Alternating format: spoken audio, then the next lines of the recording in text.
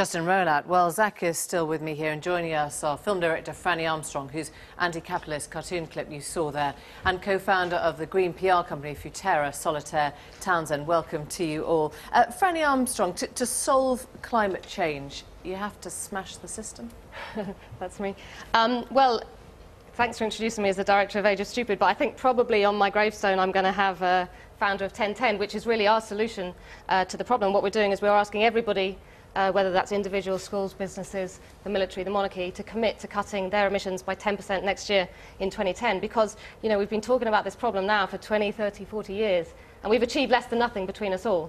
But is that the answer? Is it basically smashing capitalism? No, the answer is to stop talking and start acting, and that's exactly what 1010 is saying. It's, you know, it would be great if we had a political leader who was leading and who was getting us out of this mess, but we're not. We're right at the brink now. We're right, as you say, 6 years left to turn it around, and so that's what we're saying.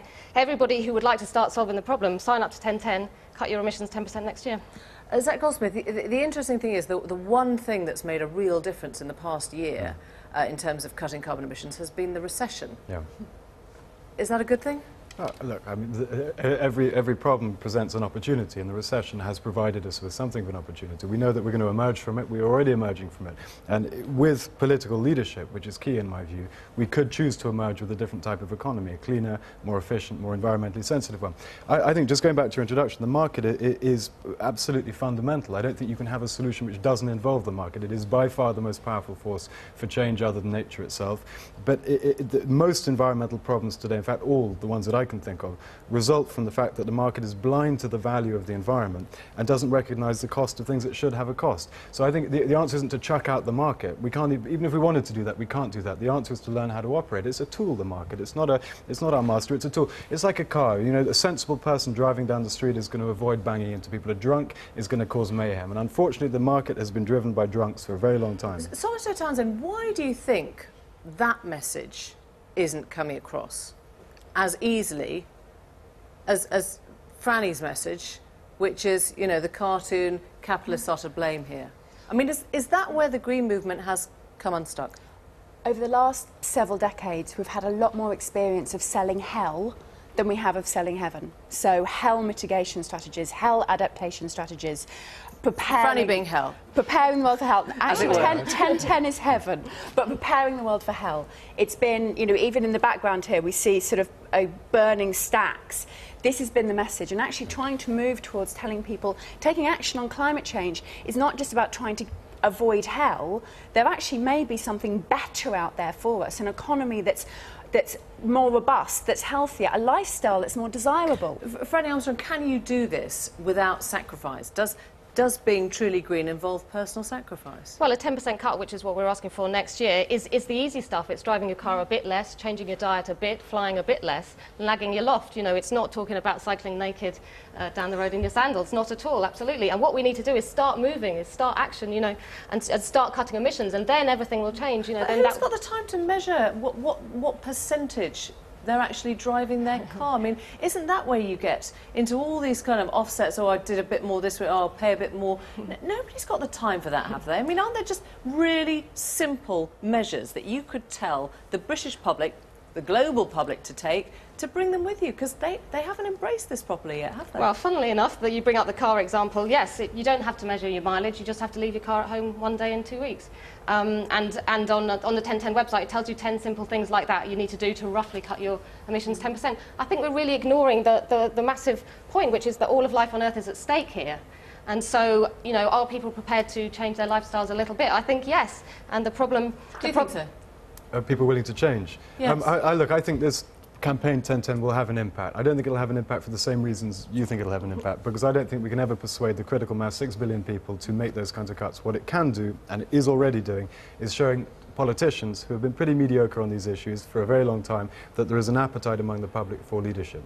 For me, the key is political leadership. That's the thing that will get us out of this mess. So you accept really that you're just pressure groups. The Green Movement is never going to be anything more than a pressure group. You're never going to independently, really, bring people on board. No, but what is a Green Movement? There are green businesses. There are big businesses like Marks and Spencer's with their Plan A, very ambitious green project. You've got small businesses, you've got green lobby groups, green PR groups. We've got 1,200 of them already signed up for 1010. There is no longer the Green Movement. You have green politicians. I would regard myself as a green politician. All right, well, just in terms of PR, Greenpeace, which has huge impact on the government, which has the ear of those within government, is still climbing up the sides of the House of Parliament. That doesn't look like integrated thinking. That looks like sort of schoolboy protest, doesn't it? All power to them. There needs to be a core of passion and honesty and keeping to the absolute principles of the environmental message.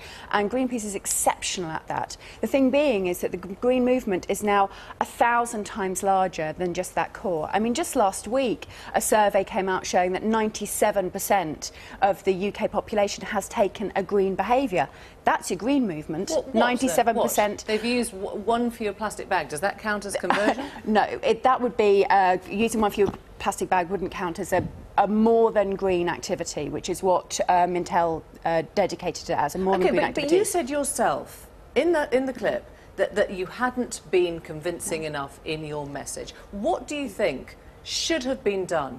Or what would you do differently? I ask it to all of you. One of the things which I would do differently is actually to listen to what the public tells us. The public actually already know most of the behaviours they have to take. Stop anyone on the street and say, what do you have to do to be green? And you'll get a pretty good list. The problem isn't knowledge, the problem is desire to do it and making it easy. Would you tell people they can carry on using flights and using their car? Well, I've been doing this for 10, 15 years. I never told anyone to do anything because it's not my business to do that. I don't feel that I can do that.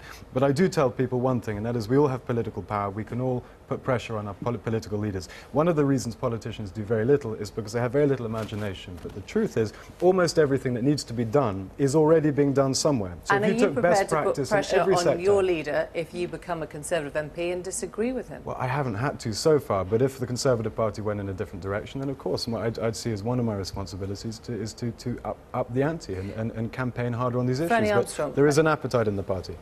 Working from within, do you feel that you're raging against the political consensus?